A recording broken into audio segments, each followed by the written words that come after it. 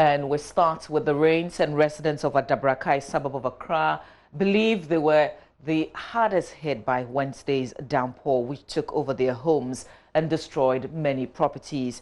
The residents at the time of our visit did not even know where they would spend the night following the rains. They blame some stalled construction works on a drain in the area for the situation. Komla Adum was at Adabrakai and spoke to some residents. Asema, but this is so deep. Gosh.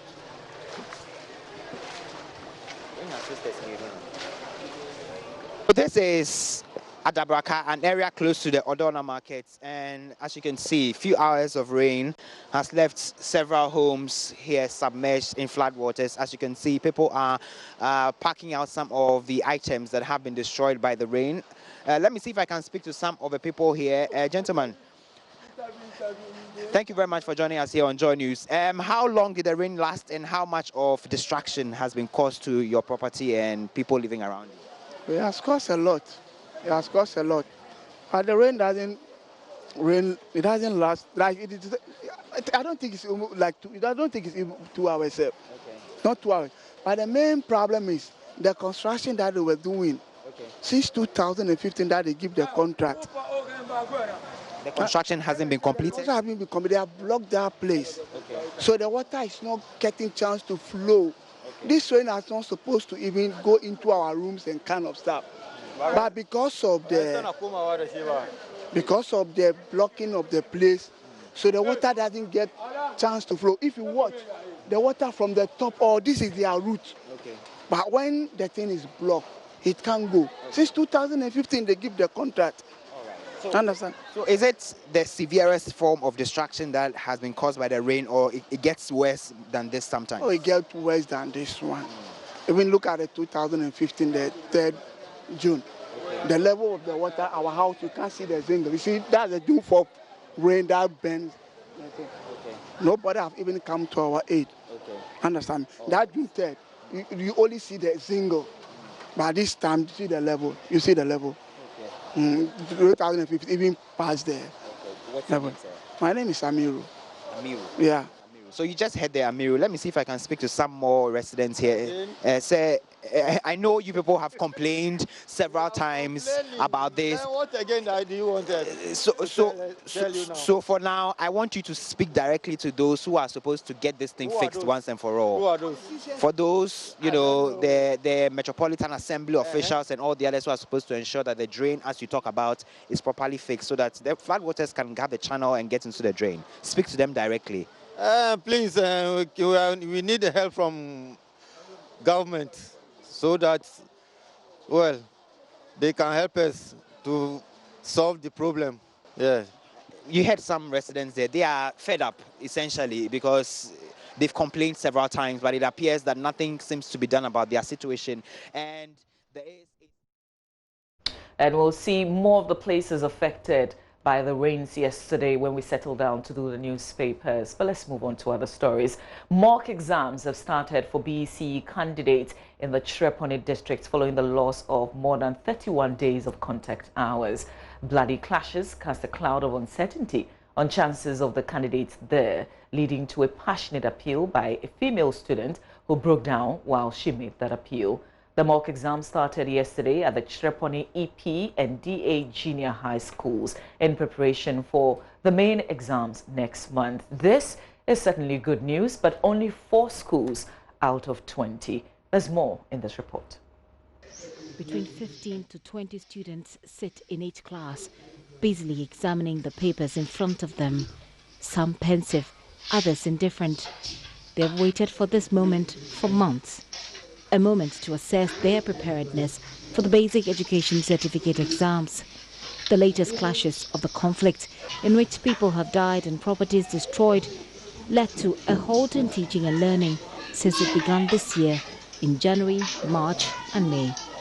I'm crying because we are suffering. The government should do something about this conflict because it is really affecting the BECE candidates, because the cut-off grade is grade 25, and if we are not learning, what are we going to do in the BECE? Well, we cannot do anything. That is Asia Amadu, a BECE candidate who broke down in the middle of an appeal she made for feuding factions to end the conflict so they can write their exams in peace. Today, Asia is happy they finally get the chance to prepare for the exams. Yeah, now everything is going on well. We are now living in a peaceful environment. But I want to plead to the government to please do something about this conflict. If not, it's affecting we the students very well because we are not enjoying what we are supposed to do in school. As at now that we are writing our second month, instead of 5th or 7th month, now that we are writing our second month. And the two ethnic groups, I'm also pleading that they should please stop the conflict because as they are doing, it's not affecting them, but it's rather affecting we the younger generation. That is good news, but it is only for 4 schools out of about 20 junior high schools in the Tripoli district. Nasoni RC Junior High School and Ando RC joined Tripoli DHS to write the mock. But the 16 other schools may not get the chance to write a mock before the BUCE. And there are those who reside mostly outside the district capital, Tripoli, as well as those who fled from the district capital, citing fear of attacks.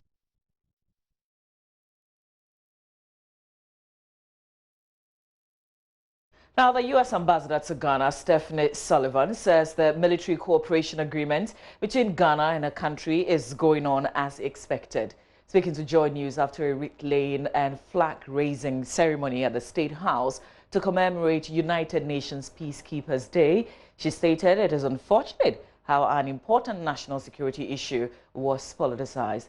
A military cooperation agreement between the U.S. and Ghana sometime last year was met with fierce opposition, with some members of the National Democratic Congress describing it as an invasion of Ghana's sovereignty. Maxwell Akbagba has more from an event held in Accra to commemorate the International Day of UN Peacekeepers.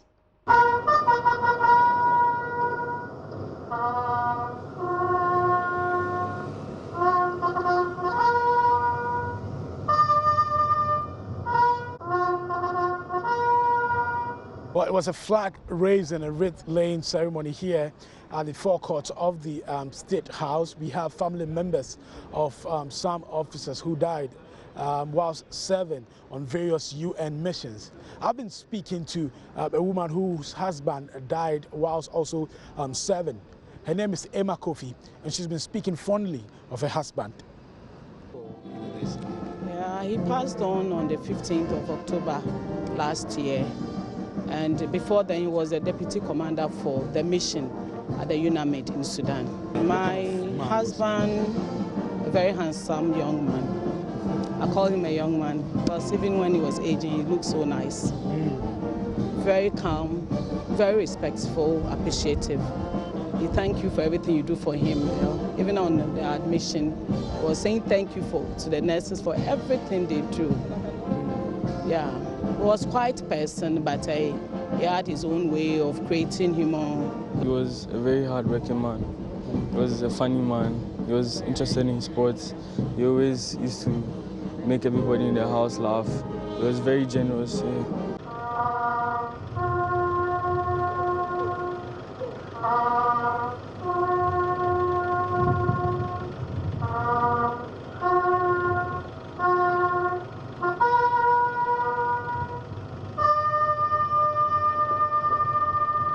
I've also been speaking to the American ambassador to Ghana. We've been speaking on a wide range of issues, including the military cooperation agreements between the U.S.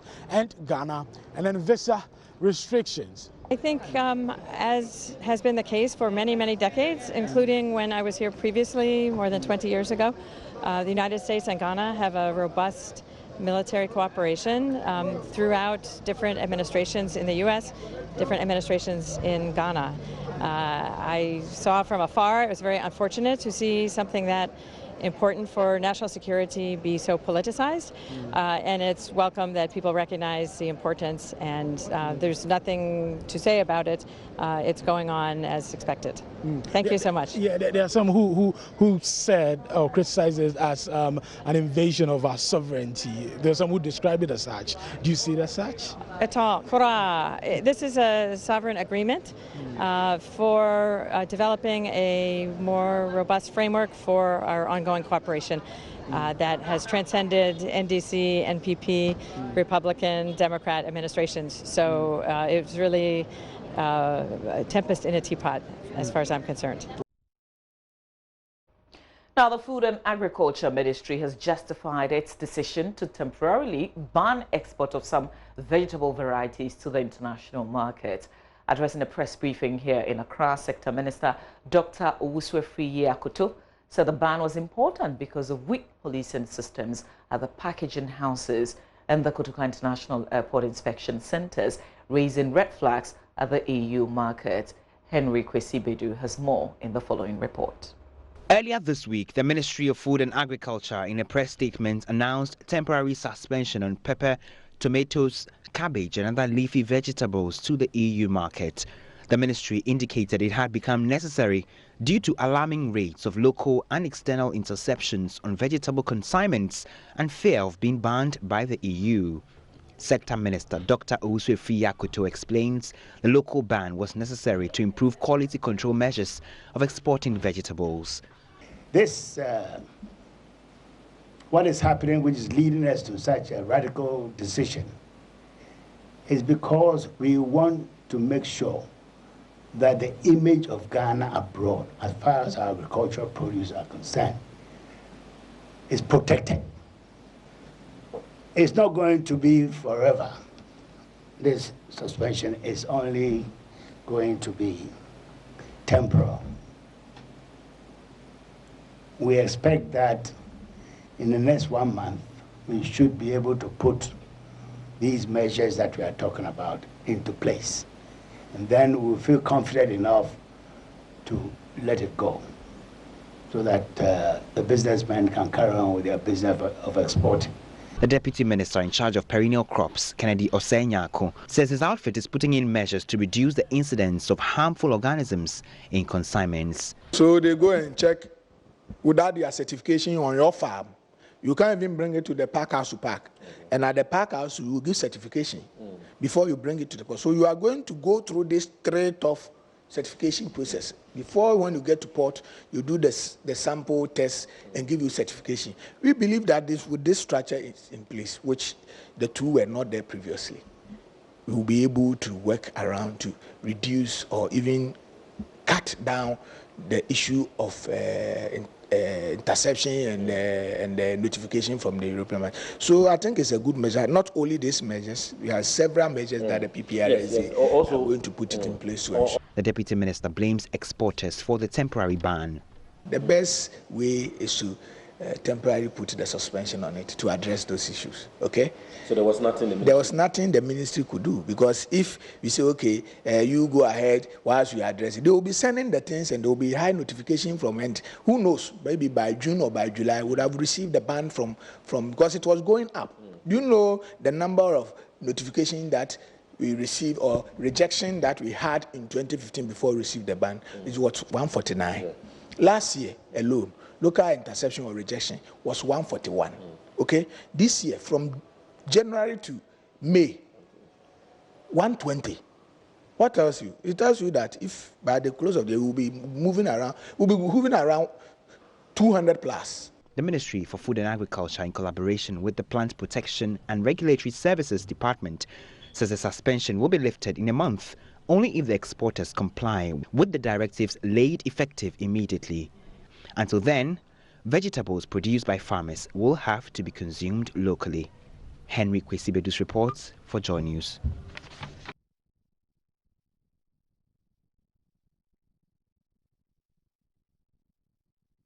Now, this agreement sometimes brawls between vehicle owners and driver employees, which dates back to when commercial transport was first introduced in Ghana. One of the major issues of contention is mistrust over the daily sales drivers report and submit to their employers. A vehicle occupancy detection system developed by computer engineering students of the Kwame Nkrumah University of Science and Technology could address the age-old conflict. Here's Love FM's Kwesi Deborah with more. Locating your vehicle in any part of the world 24/7 every day of the week is easy. What about the number of passengers and a fair idea of your sales?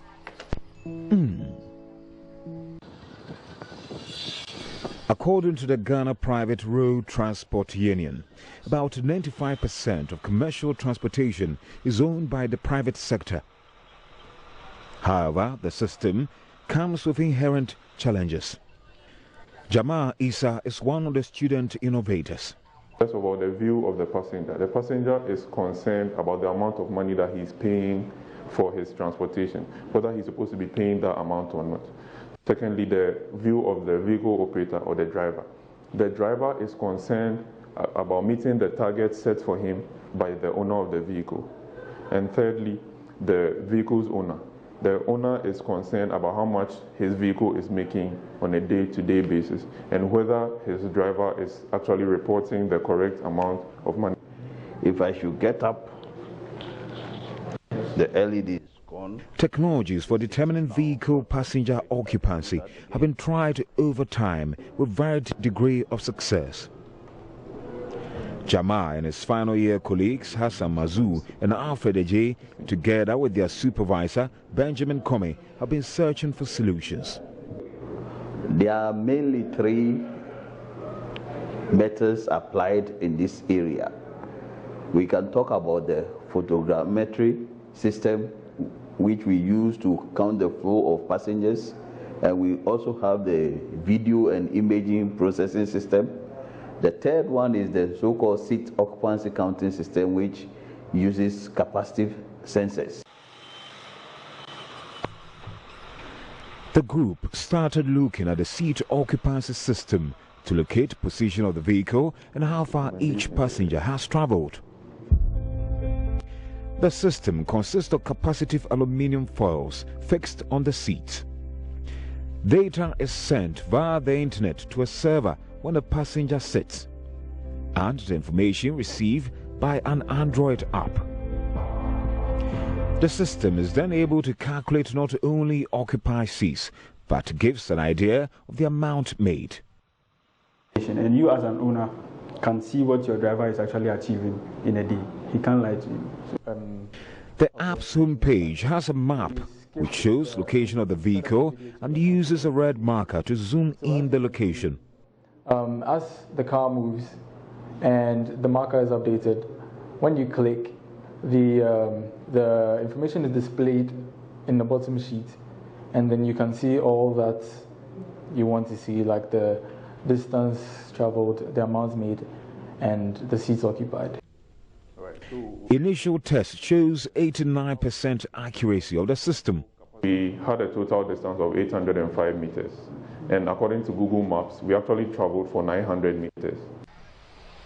The students say over time, the system can be used to plan optimal fleet size, so commercial vehicle owners can determine if additional buses are needed or otherwise.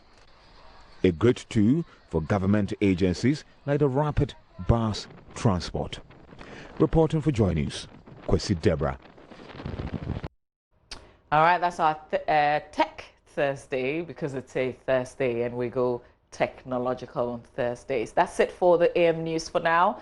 I'll be looking at the newspapers next. We'll touch base also with myjoyonline.com. A few things happening, very interesting in South Africa and in Nigeria, probably in Israel as well, that we will look at. So stay with us here on the AM show.